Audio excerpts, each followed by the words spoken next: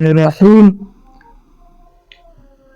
حیض کے دوران یہ کام نہ کرنا جو شریعت میں منع ہے۔ نمبر 1 صلاۃ نماز کو نہیں کرنا۔ نمبر 2 روزہ نہیں رکھنا۔ نمبر 3 مس مصحف یعنی قرآن مجید کے مصحف کو مسح نہیں کرنا۔ نمبر 4 قرأت قرآن مجید کا قرأت نہیں کرنا، یہ منع ہے۔ نمبر 5 کتابت مصحف قرآن کو نہیں لکھنا۔ نمبر 6 دخول مسجد میں داخل نہیں ہونا۔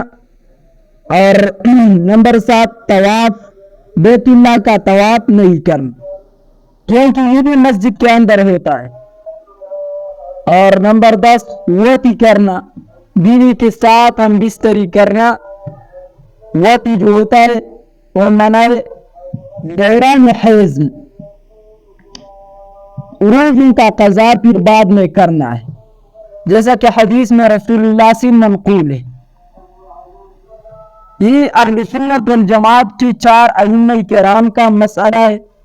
اور خوارج کہتے ہیں وہ نمازوں کو روزے پر قیاس کرتے ہیں۔ وہ کہتے ہیں جب روزہ رکھنا ہے حیض کے بعد تو نماز بھی کرنا ہے حیض کے بعد، لیکن ان کا یہ قیاس قرآن حدیث کی نص کی مخالف ہے۔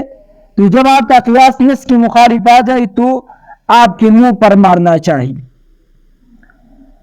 تیسرا نمبر مسئلہ جو ہے حیض کا خون ختم کرنا اور نماز کا جواز، یہ کب ہوگی؟ جب حیض کا خون ختم ہو جائے، انسان ختم کرے خود سے، جس کی کپڑے پہ ہے جس عورت کی، تو نماز کب جائز ہوں گی؟ اس میں جواب یہ ہے اگر حیض کا خون درہم کی مقدار سے زیادہ ہو کپڑے پر اور کسی عورت نے نماز پڑھا تو نماز باطل اور نماز کو دوبارہ کرنا واجب ہے۔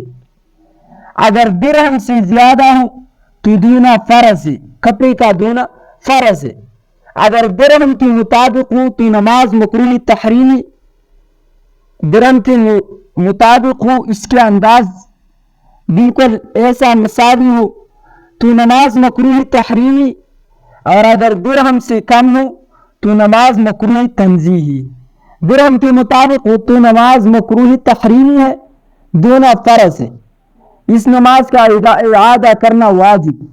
اگر درہم سے کم ہو تو نماز مکروہ تنزیہی اور دینا مستحب ہے اس کپڑے کا۔ صاحب ہدایت فرماتے ہیں حیض کے الوان یعنی رنگ یہ 6 اور قدیر میں بھی ہے وما تراه المرأة من الحمرة والصفرة والقدرة في مدة الحيض فهو حيض حتى ترى البياض خالصا۔ جب عورت دیکھی سواد اور حمرہ سرخ رنگ، نمبر 3 صفرہ، نمبر 4 قدرہ، نمبر 5 حضرہ، نمبر 6 تربت، یہ 6 رنگ جب دیکھیں گی حتی ترن بیاض آن تر بھی کہ یہ سفید رنگ دیکھی تو پھر نمازی بھی پڑھی اور وقت بھی جائز ہو جائیں گا، حتی کہ ایک نماز کا وقت اس بھی گزر جائے۔ تو ایک واقعہ حضرت امام اعظم ابو حنیفہ رحمۃ اللہ تعالی علیہ کا، امام صاحب رحمۃ اللہ علیہ کی درس کے وقت میں ایک بوڑھی عورت آئی، جوان عورت، اور ایک سیب تھی اس کے ہاتھ میں، ایک چھری تھی، امام صاحب کے سامنے رکھ کر وہ عورت باہر گیا تو امام صاحب نے درمیان میں کاٹ کر اور کہا اس عورت کو یہ دو، اسے بھی اس عورت کو دو۔ تو ایک شاگرد نے اس کو اس عورت کی حوالہ کر دیا اس سیب اور چھری کو۔ باقی شاگردوں نے اعتراض کیا کہ اگر آپ سیب نہ کھاتے تو ہمیں دیتی، لیکن واپس کیوں کر دیا؟ انہوں نے تمہارے لیے ہدیہ بھیجا، آپ نے واپس کر دیا ابو حنیفہ۔ تو ابو حنیفہ ہے اس جیسے نہ حدیث میں کوئی ہے اور نہ فقہ میں۔ امام صاحب نے فرمایا او کماکن لوگوں، یہ ایک سیب کھانے کے لیے نہ تھی، اس سیب کی یہ قسم الوان تھی، یہ سبز بھی تھی، یہ سرخ بھی تھی، یہ کدرا رنگ بھی تھی، قسم قسم رنگ تھی. اس عورت یہ سوال کیا کہ امام صاحب مجھے خون آتا ہے تو قسم آتا ہے، کیا میں حیض کی حالت میں ہوں یا ٹھیک ہوں، مجھے سمجھ نہیں آتی.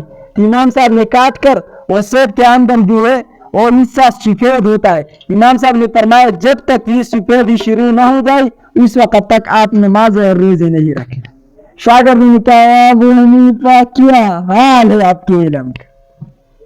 تو اس کا عقل بھی عقل تھا، اس کا دین بھی دین میں کوشش بھی دین تھا، استنباط اور قیاس بھی دین تھا. تو حتی ترل بیاض آنتر دی جب سفید رنگ دیکھ جائے تو پھر نماز اور روزی، مس قرآن، قرأت قرآن، کتابت مصحف، دخول مسجد، طواف کرنا، وتی کرنا، یہ سب اس کے بعد حلال ہو جائے. اللہ عمل کرنے کی توفیق عطا فرمائے.